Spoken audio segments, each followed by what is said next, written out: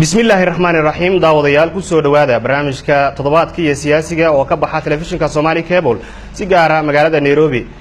barnaamijkan waxa inta badan aanu ku eegi doonaa xaaladda siyaasadeed ee ka jirta dalka Soomaaliya waxaana marti ugu ah Professor Cabdiraxmaan Macalin Cabdullaahi Baadiyow oo ah qoraas Soomaaliyeed sidoo kalena ah gudoomiye ku-xigeenka xisbiga madasha wadaniga mudane ku soo dhaw telefishinka Somali Cable waa maasantaa Somali Cable noo maasantahay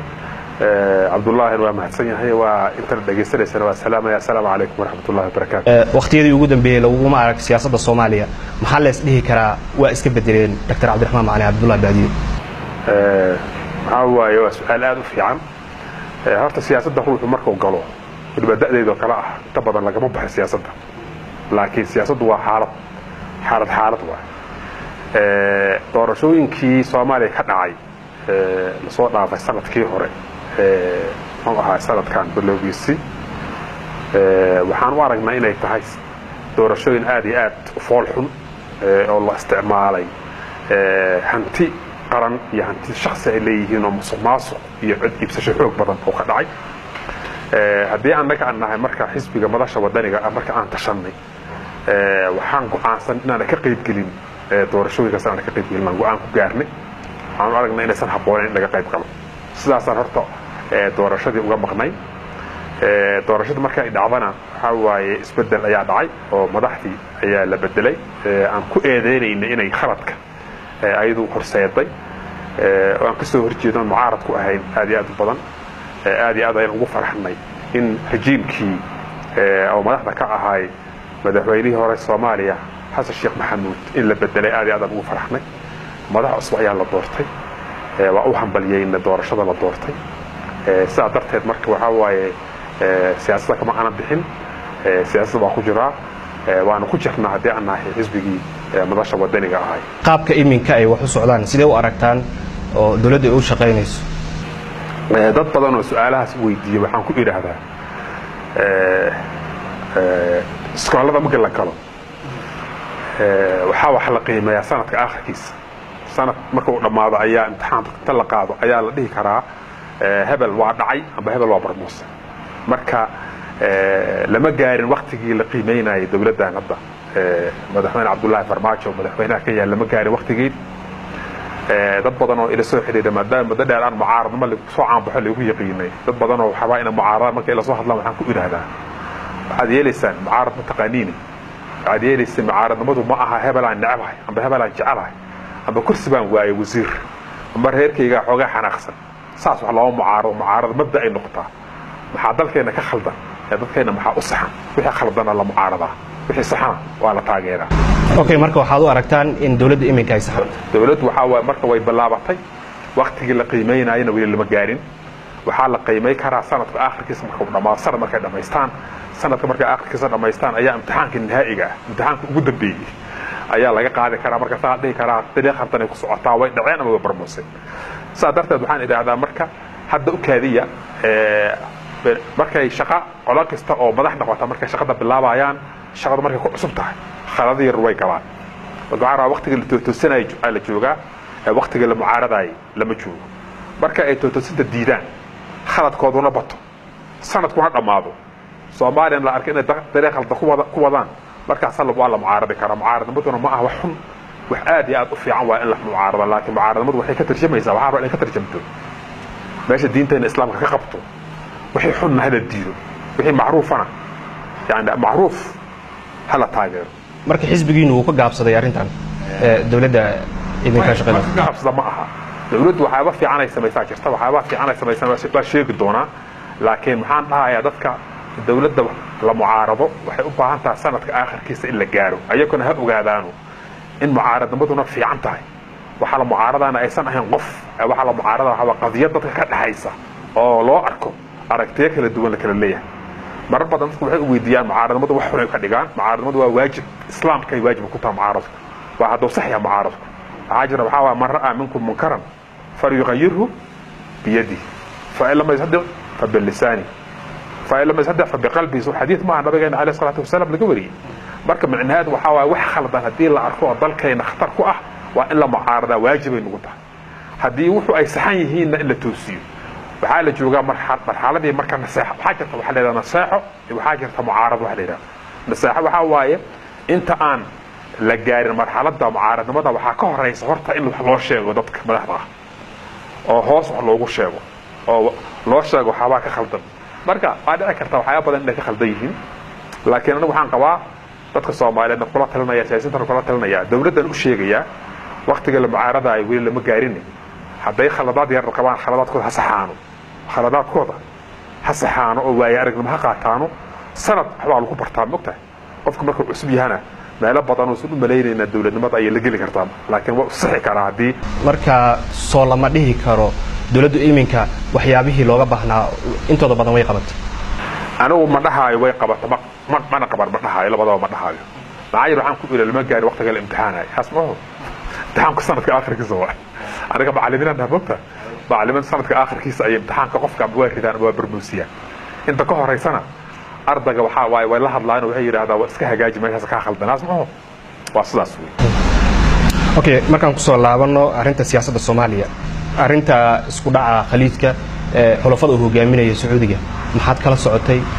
aqoonyahan waa tahay waxyaabo badan waad ka qortaa arimahaasi bal faahfaahin naga sii dad badan oo ma fahamsana maxay isku khilaafsan yihiin dawladaha khaliijka siyaabo khaldan wax lagu fasiraa waxaan rabaa inaan sheego oo shacbigeena u sheego Soomaaliyeed waxa la isku khilaafsan yahay waa mabda'aas wuxuu sheegayaa xornimada iyo dimuqraadiyada la isku khilaafsan yahay waa shucuubta carabta way ogtihiinoo xukunka ka jira dalalka carabta gaar ahaan intooda badan gaar ahaan dawladaha khaliijka ma aha dawladda dimuqraadiya ma aha dawladda xorriyada dadka shacabku shucuubta u ogolma ma aha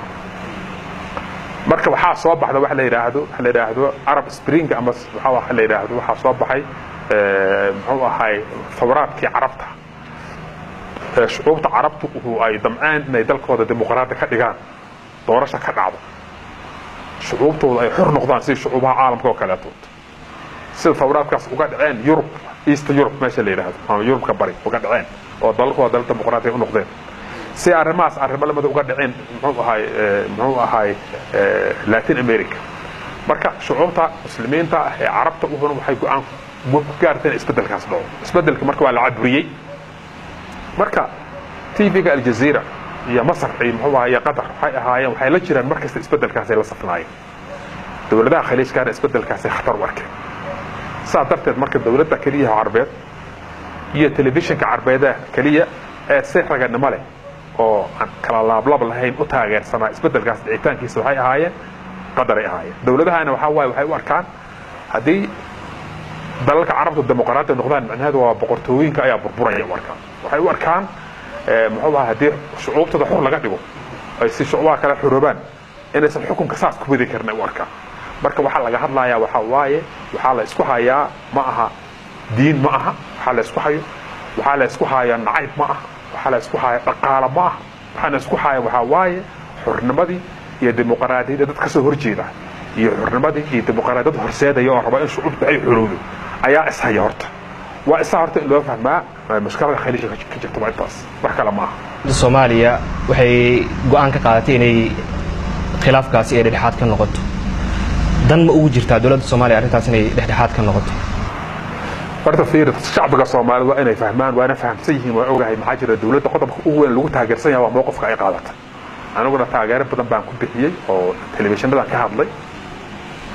mowqifka dawladda Soomaaliyeed ka qaadatay arrinta khaliijka waa mowqif markii diinta islaamka loo noqdana mowqifkii diinta islaamka na faraysa waa maxaa yeelay waxa la rabaa hadii ay dagaalamaan aba iskhilaafaan dad walaalo ah waa inaad dhexdhexaadisa oo mid kamid ah adiga aadan daraf la noqon haddaad awood u leedahay oo mid gardaran yahana inaad ka gardaran aad gardarada ka celiso ka laga gardaran yahay la safataa la rabaa saas diinta islaamka qabtaa siyaasaddan waxay sheegaysaa Soomaaliya hadii aan nahay taariikhdan la soo maray dadka muxuu ahay carabta ah muslimiinta ah dawladuhu way soo khilaafi jireen hadda koor waxay ogtihiin Maxamed Anwar Saadaat oo madaxweynaha Masar ah ayaa booqasho lama filaan wuxuu ku tagay Tel Aviv ku tagay ayadoo Israa'iil ay colayihiin carabta oo dhan ay leeyihiin taas waxay keentay marka in go'aan ay ku gaaraan jaamacadda carabta laga raro qaahira oo tunis loo raro iyo in calaaqaadka loo gooyo dalka masar soomaaliya waxay go'aan ku gaartay inaysan calaaqaadka u goyn masar sababtu maxay tahay waxay u arkaysaa calaaqada taariikhiga ee ka dhaxaysa muxuu ahaay masar iyo soomaaliya inaysan mid la goy kara ahayn soomaaliya istaraatiiji ahaan iyo calaaqaad taariikhi oo dhowr kun oo sano soo jiray waxay la noqotay inaysan la mid noqon karin dawladaha carbeed oo maalinba heshiinaya maalinna diriraya inaysan la mid noqon karin saas darteed hadda mowqifka dawladdu ay qaatay waa mowqif raganimo leh waa mowqif sharaf leh waa mowqif dadka Soomaalidu ay doonaan taariikhdooda inaan la kala safan dawlado muxuu ahaa khaliijka jooga oo iyagu walaalo ah oo iskhilaafay oo xurmo isku khilaafay haddii marka aan wax la safanayno waa aan la safanaa annaka xurnimada dimuqraadiyada annaka waxaan la soo dagaalanay kala talis dalkaynu waa dal xur ah shucuubtaynu waxay rabtaa inay dimuqraadi noqoto waxaan rabnaa inaan xur noqono marka haddaan wax la safayna taas aan la safanayn laakiin dawladdu waxay sheegtaa dhexdhexaad ayaan ka noqonaynaa arrintaan weliba waa dhexdhexaadinaynaa haddii diyaar u yihiin aad iyo aad uftaa mowqifkaas mowqif sharaf leh oo karamada Soomaaliya soo celinaya marka aniga waana taageeray waana fiican tahay mowqifkaas waa mowqifka lagu haboon waayo oo mataqaanaa dawladdan ay qaadatay waana uga hambalyeynay dawladda waana uga hambalyeeyay hadda kor sidan oo kale dawladdii Xasan Sheekh dawladdii hore Xasan Sheekh waxay xiriirka u jartay dawladda Iiraan oo ay la safatay Sacuudiga kadib iminka dawladda Sacuudiga iyo Iiraan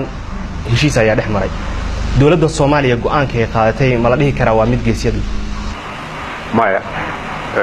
madaxweyne Xasan Sheekh Maxamuud go'aan ka qaatay inuu calaaqaadka u gooyo dalka Iiraan waxa ahaa go'aan khalad u ah Iiraan annaga waxay naga halaysay oo kula dagaalanno ma jirin Iiraan waa dawlad weyn oo muslim ah muxuu ahaay waxay haday Soomaaliya gudaheeda ka samaynayso inay diinta dadka Soomaaliyeed bedesho ilaa waxaan rabnaa shacabka Soomaaliyeed inay diintiisa la faragelina rabnaa oo ay ka samaynayso waxyaaba shiica iyo sunni dadku u qaybinayso oo mashruucaas ka shaqeynaysa waxaaba in laga celiyaa rabaa laakiin dawlad aan waxba naga halayn oo annaka dawlad weyn oo muslimna ah oo iskula jirno ururka muxuu ahaa dawladaha muslimiinta aan iskula jirno in maxaa yeelay Sacuudiga raba darteed in calaaqaadka loo gooyo waxay ahayd khalad siyaasadeed ahayd oo Soomaaliya dhibaato weyn ka soo gaartay arrintaas haajar wax badan ay ku weysay laakiin waxaan rajaynayaa in dawladda hadda joogtaa ay sixi doonto oo calaaqaadkeena ay noqon doonto calaaqaad madax bannaan oo annaka iyo dawladdan calaaqaadka la leenahay naga dhaxeeya oo calaaqaad dawladda kala leedahay darteed aanan calaaqaad ugu gooyin dawlad kale oo caalamka dhawaan Puntland waxay sheegtay inay taageersan tahay xulafada Sacuudiga hogaaminayo waxayna dawladda Soomaaliya ugu baaqday inay dhexdhexaad ka noqoto inay ka laabato dhexdhexaadkii ay ka noqotay arrintaasi xaq ma u leedahay Puntland inay dawladda Soomaaliya arrintaasi u soo jeediso jawaabayso cid baraxaga waxaan dhamaynayaa qodobka ah dawlad goboleedyada iyo dawladda federaalka ah waxa waaye waa arrin samaysmaysa dhismayso oo wali dhamaystirnayn dastuurkiina waa qabyo ma dhamaystirna laakiin waxyaabo la og yahay jirta waxaa rabaa dawlad goboleedyadu inay ogaadaan waxay ka tirsan yihiin dawladda federaalka ah dawladda federaalku hawlo waxaa jirta ayadu ay leedahay oo lagu farageliyay aysan ahayn laakiin dawlad goboleedyada ay faragelinayaan waxaana faragelintaas ay bilaabatay markii la bilaabay leaders forum waxa la yiraahdo yani oo shir kasta ee la qabanayo ama go'aan kasta oo la gaarayo gobolada madaxda gobolada loo yeerayo dawlad goboleedyada waxaa wakiil ka ah maanta laba kooxood koox waxa waa baarlamaanka waxaa jira baarlamaanka waxaa laga soo doortay dawlad goboleedyada ayaa lagu soo dhex doortay iyaga ayay ka yimideen waxaa kale oo wakiil ka ah aqalka sare oo aqalka sare asaguna wuxuu wakiil ka yahay dawladda federaalka ah oo wakiil ka yahay marka ayadoo wakiiladoodii xamar ay joogaan oo xukuumadda federaalka ah Soomaaliya ay ka wada dhaxayso oo dadka Soomaaliya dawlad federaal leeyihiin dawlad goboleedyada marka inay damcaan inay qaataan awoodii dawladda federaalka inay qaataan arrintaas waxa waa arrin waxay khatar ku tahay dadka Soomaaliya dawladnimadiisii ayakana ceeb ay ku tahay taartu waa qaybta ugu horeysa in la fahmo loo baahay qaybta labaadna waxa waaye dawlad goboleedyadu waxay ku nool yihiin dawladda federaalka musaacada ka rabaan marka gacantay ku masruufaysan dad la dagaalanto ayadana wax la yaab leh ayadana oo la qaada karin saadarteed waxa waa dawladaha federaalku waa inay iska dhaafaan xiriirka arrimaha dibadda waxa iska leh dawladda federaalka gaashaan dhiga iyo dalka difaaciisa xuduudadiisa waxa iska leh dawladda federaalka ayaa iska leh dawladda federaalka maadaamaas ay leedahay dawladda federaalku ayada ayaa taqaana ayadana waxa laga rabaa sida ay u aragto inay la tashato baarlamaankeeda aqalkeeda sare waxa garadkeeda dowlad goboleedyada dhammaantood ayada waxaa laga rabaa inay dadka la tashato ayadaa laga rabaa laakiin laguma qasbi karo go'aan ay qaadatay oo sharafta iyo karaamada dadka Soomaaliyeed soo celinaysaa maamul goboleedku waxaa la rabaa inay safar gelin dowladda federaalka ah hawsheeda dowladda federaalka maxaa laga rabaa hawlaha dowlad goboleedu ay leeyihiin safar gelin ay ka rabaa oo la kastaba xuduud ay leeyihiin xuduudooda inay ku ekaadaan oo shaqadooda qabsadaan oo ay iska almaystaan oo ay tashadaan oo aysan isriixriixin oo aysan iska u arkaan dad tartamaya ama beelo col ah inaysan u ekaanin marxalad la soo gudbo markay inay ku noqdaan lama rabo taas waxaa waaye tan ku saabsan calaaqada ka dhexeeya dowlad goboleedyada iyo dowladda federaalka laakiin su'aashaada weydiiso ku saabsan Puntland أنا waxaan arkaa Puntland madaxweyne saaxiibkay professor Cabdiweli Gaas موقف uu qaato waa موقف khaldan موقف ma aha taabanaya amba waafaqsan dastuurka federaalka ah Puntland waxay horseed ka ahayd dowladnimada federaalka ah hadii marka dowladda federaalnimada dowladda horseeday oo 19 sano laakiin Puntland waxay ku doodaysaa inay dhaqaale badan ay ka hesho wadamada khaliijka ay qodobkan horta waxay ku doodaysaa la gaarin dowladii marka uu ahayd aabaa u ahayd federaalnimada hadii marka federaalnimadeedii wixii xaq ay u lahayd ay madaxdeedii marka ay burburiyaan ay u akaato inay garab socoto garab yaacayo dowladda federaalka ahayd arintaas waxa waa mowqif khaldan waxaan rajeynayaa reer Puntland iska sixi doonaan oo la sixi doona arintaas maxaa arin sax ma aha tan ku xigta oo dad badan ku doodaan waxa waa lacagaan ka helnaa iyo lacag ma helno su'aasha daad basato hawaaye waxa dowladda federaalka u sheegta ma aha Sacuudiga xiriirka loo geeyo qof ma dhihin Imaaraadka xiriirka loo geeyo lama dhihin hadalad dagaalama qof ma dhihin waxa la ilaa arintan waxa ka dhaxdhaxaad marka dowlad goboleedkii horaad dhaqaale uga heli jiray dowladaha khaliijka waa inuu ka helaan la rabaa waxa la rabaa inuu calaaqada la qurxiyo rabaa macnaheedu ma ahan calaaqada looga dheelo Sacuudi Arabiya ma ahan calaaqada looga dheelo Imaaraadka ma ahan calaaqada looga dheelo Masar dowladaha waa dowlado Carbeed oo calaaqad qadiima naga dhaxeeyo kulligeen waxa waan calaaqadka in xoojin kaliya waxaan ka diidaynaa soo raaca waxaan rabnaa waxaan rabnaa ma rabi karnaa anaga shacbi baan nahay ummadaan nahay oo madax banaan nahay waxa idinku rabtiin ma sameey karo waxaan heshiis ku nahay sameey karnaa waxaan isla garanaa in saxwada yihiin sameey karnaa sadarteed waxa waaye anaga calaaqada in loo gooyo amba calaaqada loo xumeeyo dowladda khaliijka ma aha waxaan ka hadlayno sadarteed marka hadii Puntland ay dowladda khaliijku ay lacag siiyaan dowladda khaliijka waa in lacag sii wada ay ula dagaalamayeen waxay leeyihiin adoomana noo tihiino hadii aan maxaa waxa waxaan aadan yeelin lacagta ay ka goynayna taasna Soomaaliya ma qaadan karno Soomaaliya ma qaadan karno dowladnimadeeda iyo sharafteeda in lacag lagu katana ma yeeli karno Soomaalina beec ma aha dowladda badan ku sirmeen Soomaaliya ay u maleynayaan Soomaaliya waa jilicsan tahay waa tabar daran tahay waa gaajaysan tahay waa dhibaataysan tahay laakiin weligeed shacbiga Soomaaliyeed wuxuu muujinayaa inuu marna sharaftiisa gadanayn oo sabac ahayn ayuu muujinayay mararka qaar madaxdeena qaar waa khaldami kareen laakiin shacbiga khaladka ma yeeli karo dhinaca kale Hirshabeelle markaan u imaano dhawaan baarlamaanka maamulka Hirshabeelle waxay xilkii ka qaadeen madaxweynihii maamulkaasi Cali Cabdullaahi Cusuble sidee u aragtaa adiga professor Baadiyohan horta aniga Hirshabeelle gooni uga ma hadlaayo laakiin markaan iraahdo waxaa soo baxay maalinta ka dambaysa maadaama qaabka maamul dowlad goboleedka loo dhisay waqtigii oo madaxweyne Xasan Sheekh joogay ay ahayd qaab waxaan ku magacaabaa qardadax waxa waaye qaab aan qaanuun iyo dastuur iyo nidaam iyo saxa loo marin ayaa loo sameeyay dowlad goboleedkaas loo sameeyay waxay ka soo bilaabatay Jubbaland xoog ku samaysatay waxa ku xigtay South Koonfur Galbeed oo aydan xoog ku samaysatay markaa ka bacdi waxa waaye ayaa maamulkii markaas joogay rejiimkii wuxuu iska dhaadhiciyay lama celi karo federaalka galmudug iyo waxa la sameeyay iyo muxuu ahaa Hirshabeelle ayakana waxa loo sameeyay si ilaahay xaalkooda og yahay ayaa loo sameeyay oo labada og yahay ayaa loo sameeyay marka taas hadda waxay keentay marka isku dhaceen baarlamaankii la sameeyay iyo madaxweynihii isku dhaceen waxay ka soo bilaabatay galmudug haddana waxay ka socotaa muxuu Hirshabeelle arrimahaas marka ma aha arrimo shakhsi ah anigu ku magacaabayaa systemkii maamulka gobolka oon degin iyo dowladihii muxuu ahaa baarlamaankii iyo madaxweynihiisa wada shaqayntii ay sax u dhaco weysay marka baarlamaanku amba si sax ah u maamulo amba si sax ah u maamulnay khilaaf ayaa waxa ka abuurma qaabkii loo maamulo lahaa maamul goboleedka cusub dowlad goboleedka cusub ee la sameeyay sidaas marka waxa ka yimid marka dhibaato Hirshabeellana waxay kamid tahay arrintaas ay kamid tahay yaa qaabka loo sameeyo farsamadeeda aniga masaxa makhalada say aheed yaa ka dambeeyay yaa la shaqeeyo haya barta Soomaali iyo jidjid waazuma laakiin baarlamaankaasi waxay ku eedeynayeen madaxweyne Cali Cabdullaahi Cosoble inuusan xil iska saarin inuu hormariyo ama wax uu ka qabto sida inaysan lahayn xafiisada lahayn xildhibaanada golaha wasiirada maamulka meel uu ku shaqeyn ilaa iminka uu san aniga hadda ma farageli karo oo ma ogi tafaasiishooda ma ogi mana ka hadli karo maxaa ka khaldan madaxweynaha iyo maxaa baarlamaanka ka khaldan iyo sax ma u rideen khalad u rideen kama hadlayo waxaan ka hadlayaa khilaafkan waa khilaaf dhaca waxaana dhacaya galmudug ka soo dhacay wuxuu ka dhacay Hirshabeelle hadii marka maamulkii oo saldhiga waayo waa la iskhilaafa khilaafkan waxa lagu eedeynayaa madaxweynaha markaas joogo Cosoble markii xilka laga qaaday shir jaraa'id uu qabtay wuxuu magacaabay ilaa iyo 7 degmo oo ka tirsan gobolka Hiiraan iyo gobol ugu magac daray Shabeellaha Sare xaq uu leeyahay inuu magacaabo ana waxa ila tahay sida saxda waxa waaye horta dowlad goboleedyadu marka ay sameysmaan ka bacdi maamulkooda hoose madax bannaan yihiin waxba qabsan karayaan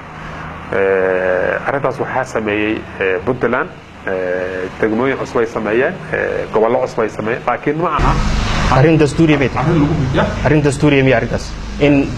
maamul goboleed ay magacaaban karaan degmooyin goboleedku kaligiis markuu isaga yahay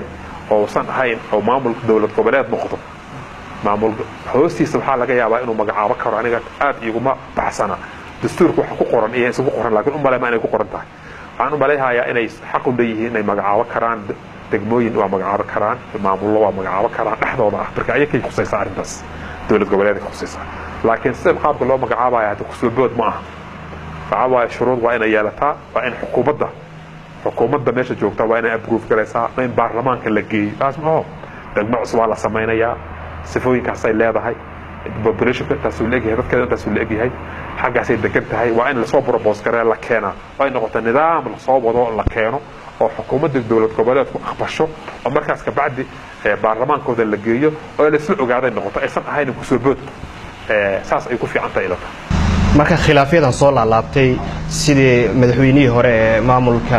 galmudug oo kale khilaafyadan soo laabanayo maxaa la isdhihi karaa salka uu ku hayo waxa soo dhigi karaa waxa waaye maamuladii baan saldhiganin madaxweynihii soo kaligiis ma shaqeeyo meesha waxay u baahan tahay lacag ay rabtaa administration maamul dhisay rabtaa maamuladu waa cusub yihiin lama yaqaano marka sidaas darteed waxa waaye waa la isqabanaa waa la iskhilaafaya khilaafkan waxa dhici karta inuu xataa gobollo kala aado ama dowlad goboleed kala inuu aado oo ka balwada dhici karta waxa marka la rabaa madaxda dowlad goboleed waxa la rabaa wixii suuragal ah waxa suuragal ahayn baba dadkooda ay ku wada socdaan la rabaa ay wada tashadaan oo baarlamaanka iyo xukuumadda iyo madaxweynuhu waxay isla qaban waayaan ay og yihiin waxay isla qaban karaan ay og yihiin haddii kale haday u akaadaan madaxweynuhuna wax qarsanaya gaar ah oo dadka la tashanayn waxa waaye waa ku kacayaan baarlamaanku qasab dowladda Soomaaliya waxay ku dhawaaqday in muddo 30 cisho gudahood lagu soo doorto madaxweyne ay yeelato maamulkaas Hirshabeelle madaxweynaha imaan doono maxaa caqabada oo hor yaala aad isdhihi kartaa adiga oo aad kala tali lahayd yaala caqabadihii ka horeeyay hor yiilay waxa waaye maamulku waa cusub yahay malaha xafiisa male canshuur ma qaadaan nabadgelyadu waa xun tahay shabaab ablaabku u taagan yihiin muxuu ahaay oo dalka oo intooda badan ma taqaanaa muxuu ahaay gobolka dowlad goboleedka intooda badan ayagu gacantaba kuma hayaan security uma dhisma wax u samaysan male marka waxaa la rabaa madaxweyne inay soo doortaan reer Hirshabeelle ay tashadaan marka oo waxay qaban karaan ayagoo isla og ay qabtaan waxaysan qaban karin ayagoo isla og ay qaban waayaan oo aysan isku eedinin waxaasan qabatay iyo waxaas maxaad qabaweys dowladda federaalka waxaa laga rabaa inay gacan siiyaan dowlad goboleedkaas oo hadday lacag sii karaan lacag siiyaan oo hadday tababari karaan tababaraan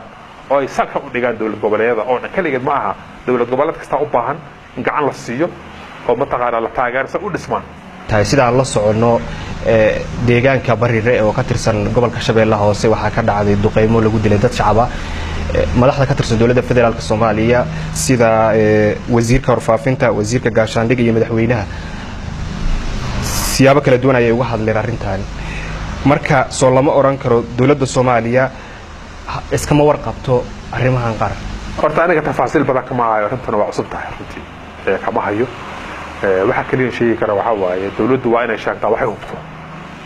wax loo hubo waa inay sheegtaa aysan kala hadlin dowladdu qodobka labaadna waxa waaye xalad waa dhici karaa dagaal hadii meel dagaal ka jiro ay dad rayida ku dhintaan waa dhici karaa laakiin waxa la rabaa dadka rayidka markay dhintaan dunida Ilaahay waa la xisaabiyaa xisaabtanaya ma yaa dilay waxa loo dilay bay u baahan tahay marka dhow la siiyo dadkii dhibaatada soo gaartay arrimahaas oo dhan kulligeeda ay loo baahan yahay in matwaana meel la dhigo laakiin meesha dagaalka dhacay dad rayid ku dhimanaya dhibaatana waa ka imaanaysa laakiin dawladdu waa in kala hadlin dadkii dhibaatada la soo gaarsiiyana waxa waa in laga garaabaa la rabaa oo xaqooda la soo celiyo yaa dilay kama loo dilay maxay ahaayeen waa in caddaha rabaa ugu dambeyn maxaad xal u soo jeedi lahayd ama tala jeedin u soo jeedi lahayd dowladda federaalka ama maamul goboleedyada ka jira dalka aniga waxa ugu horeysan soo jeedala waxa waaye Soomaali hadaan nahay waxa meesha la soo gaarsiiyay waa khilaafkuna wuxuu ka abuurmaa sida caadiga ah madaxda amba ha ahaado gobol ha joogaan amba mid qaran ha ahaadaan oo sida ay rabaan u dhaqmi jiray dastuurka aan ilaalin jirin aan waxaan qabaa haddii aan qaanuunka iyo dastuurka noo dhigan aan ilaalino waxay ila tahay Soomaaliya meel fiican ay gaaraysaa Soomaaliya waxa ka hadlaysan sharci iyo dastuurba muxuu ahaa dadku inay fiiriyaan marxabaan marka waxaan ku dadaarmi lahaa Soomaaliya dadka Soomaaliyeed dowladda Soomaaliyeed madaxdooda kuwa gobolada jooga dhamaan in la dowro sharciga iyo qaanuunka dalka u dhigan ila ilaaliyo haddii sharciga la ilaaliyo waxa imaanaya sharciga ayaa dadka sima sharciga ayaa dawlad ku nahay sharciga ayaa qof kasta awoodiisa sheegaya sharciga ayaa mataqaanaa ayaa bini aadamka dhan kulligeed oo ku nool yahay dawladaha marka kuwooda waaweyn iyo kuwooda yararka ah waxay dawlad ku yihiin sharciga inay ilaaliyaan haddii marka sharciga la ilaaliyo waa dawlad ma noqonayno أنا waxaan ku talinayaa marka waxaan soo jeedinayaa inaan xoog isku geyno Soomaaliya hadana sharciga ilaalinta ma wajiclinay marka Soomaaliya wax la ilaaha jiree dhaqanka Soomaaliya iska dhaaf Soomaaliya dawladdaas kuma noqonaysa inaan sharciga iyo qaanuunka ilaalino iyo kala dambeynta sharciguna asaa qeexaya kala dambeynta iyo qof kasta waajibka iyo xuquuqda uu leeyahay sheegay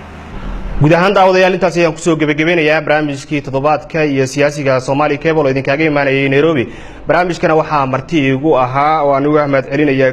Professor Cabdiraxmaan Macalin Cabdullaahi Baadiyo oo ah qoraasi oo kalena gudoomiye ku xigeenka xisbiga madasha wadaniga aad baad u mahadsan tahay mudane waraysiga gaarka waa mahadsantihiin Cabdullaahi waa mahadsantahay barnaamijka waxaa farsameynayay sidoo kalena inaga duubayay Cali Maxamed Abuukar dib intaan kulmi doono nabadgelyo